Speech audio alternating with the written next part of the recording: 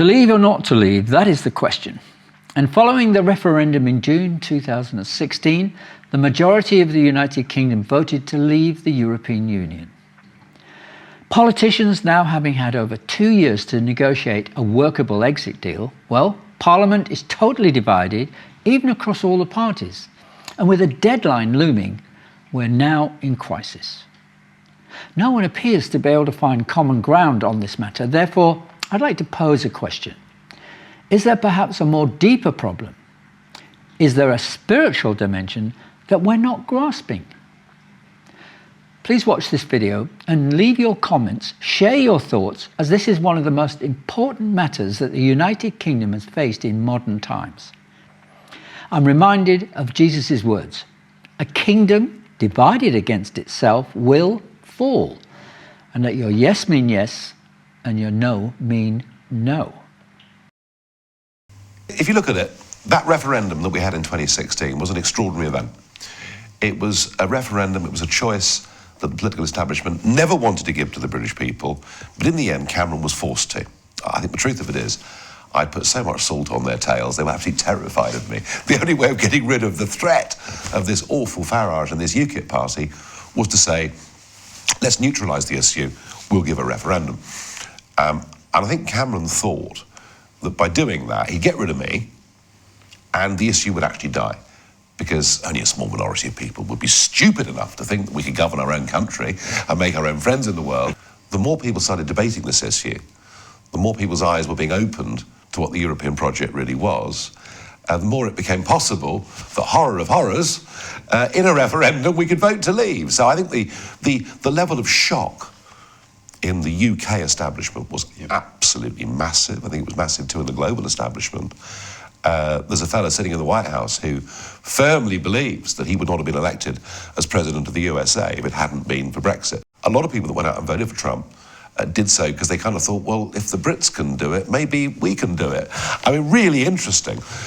But where we are now, we are 2.5 years on from the Brexit vote, and we have a Houses of Parliament who, despite the fact we voted to leave by a very clear margin, despite the fact that a year later, in a general election, both the big parties promised us they would deliver on the result, and despite the fact that 498 MPs voted to trigger Article 50, which made it perfectly clear. And legal. Legal in every sense, and 2 years in which to negotiate a settlement or to just leave. And here we are now 60 days away from that date, and they are doing everything they can to stop Brexit, to dilute Brexit, to kick the can down the road, to force a second referendum. And I can't think of any comparison in our democratic history where Parliament is so clearly against the will of the people. It's shocking. Don't you think the media is very biased to Remain rather than... I think enormously.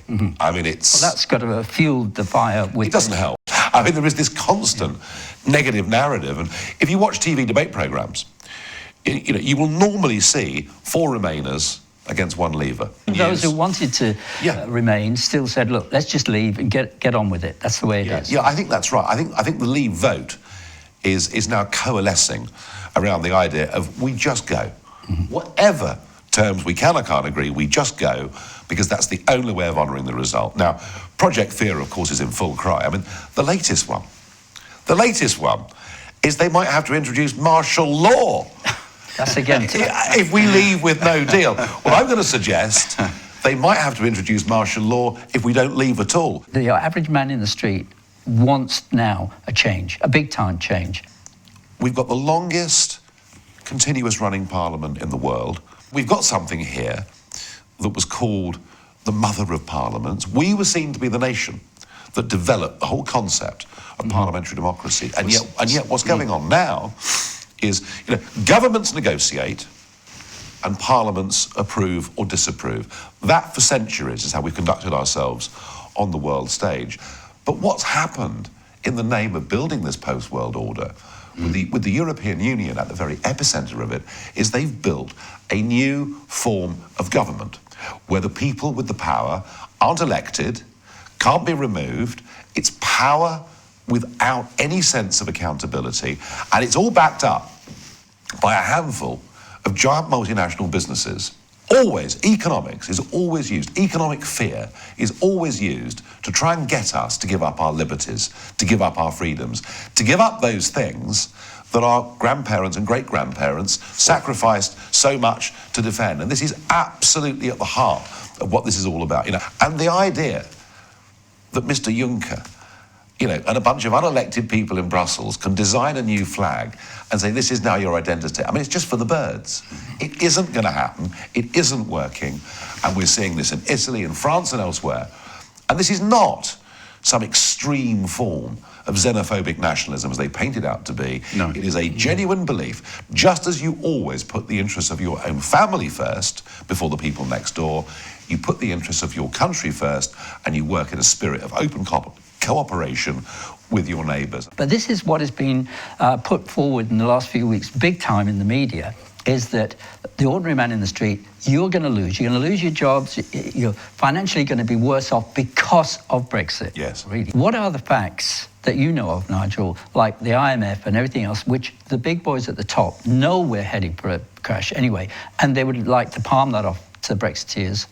It would be natural to expect downturns to come. I just worry that the reasons that caused the last crash are actually worse now in terms of debt. They are. And they are worse. So we are going to get another shock. And yes, they're going to blame, of course. And through that blame, will they then ask for another referendum in, say, 2 years' time or 3 years' time, when right in the middle of a downturn? They might do, but the thing is this. There was a question that I asked during the referendum campaign. I said, if this was a referendum for us to vote to join the EU, would we vote to join it? Of course, no.